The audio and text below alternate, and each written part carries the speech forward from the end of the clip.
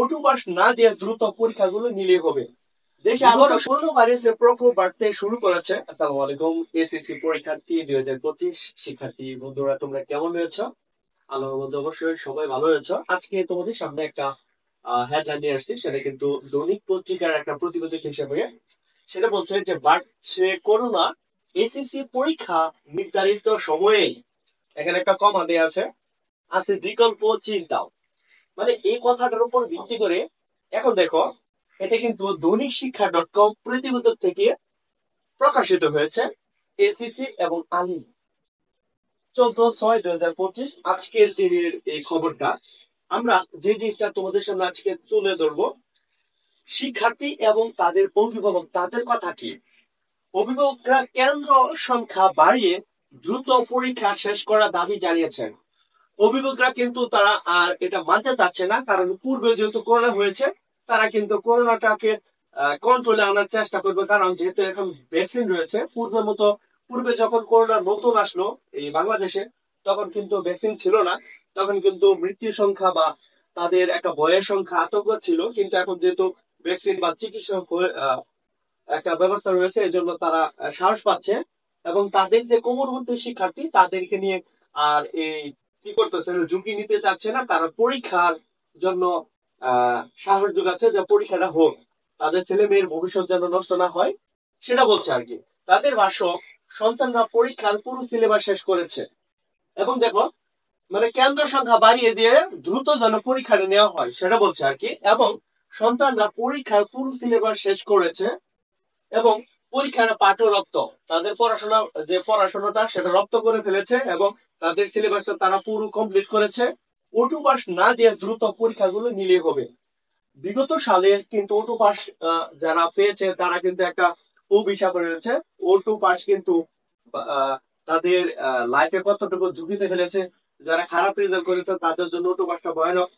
এজন্য auto pass না দিয়ে দ্রুত পরীক্ষাগুলো নিলেই হবে। আমরা একটু খবরটা আর একটু উপরের দিকে যাই। পরবর্তী আমরা একটু দেখতে পাচ্ছি, দেশে আবারও করোনা ভাইরাসের প্রকোপ বাড়তে শুরু করেছে। এর মধ্যে আগামী 26শে জুন শুরু হতে যাচ্ছে উচ্চ মাধ্যমিক সার্টিফিকেট, এসএসসি ও সমমানের পরীক্ষা।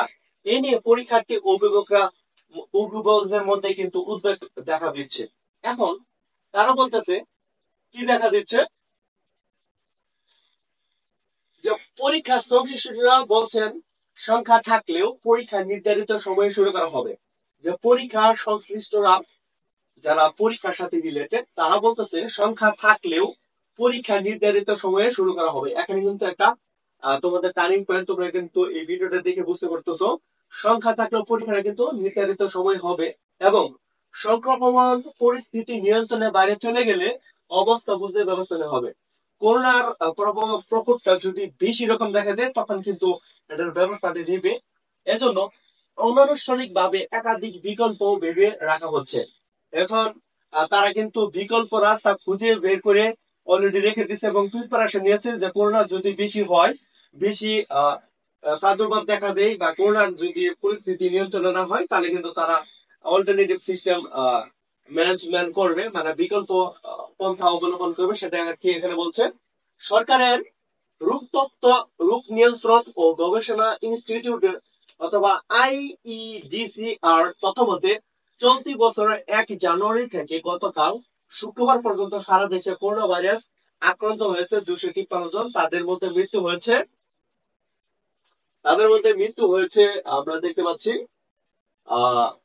3 জনের। অন্যদিকে একই সময়ে আমরা এগুলো বিস্তারিত তোমরা পড়ে নিতে পারবা। বাট আমাদের মূল পয়েন্টে আমরা আসা যাক। মূল পয়েন্ট কি, যে করোনা ভাইরাস যদি কন্ট্রোলের বাইরে চলে যায়, তাহলে কিন্তু অবস্থা বুঝে ব্যবস্থা নেবে। কিন্তু তারা কিন্তু আশা জাগিয়েছে পরীক্ষা কিন্তু নির্ধারিত টাইমে হবে, অর্থাৎ 26শে জুনের পরীক্ষাটা হওয়ার সম্ভাবনা রয়েছে। ওই মোতাবেক তোমরা পড়া চালিয়ে যাও, তোমাদের প্রিপারেশনের জন্য কোনো ঘাটতি না হয়। তো আমরা আজকে তোমাদের আপডেট দেওয়ার চেষ্টা করলাম এইটুকুই। এই চ্যানেলের সাথে যুক্ত থাকো, ইনশাল্লাহ পরবর্তী আরো আপডেট তোমাদের সামনে নিয়ে হাজির হবো। ততক্ষণ পর্যন্ত আল্লাহ তোমাদেরকে সুস্থতা রাখে এবং তোমাদের সুস্থতা রাখে। আজকে পর্যন্ত। আসসালামু আলাইকুম ওয়া রাহমাতুল্লাহি ওয়া বারাকাতুহু।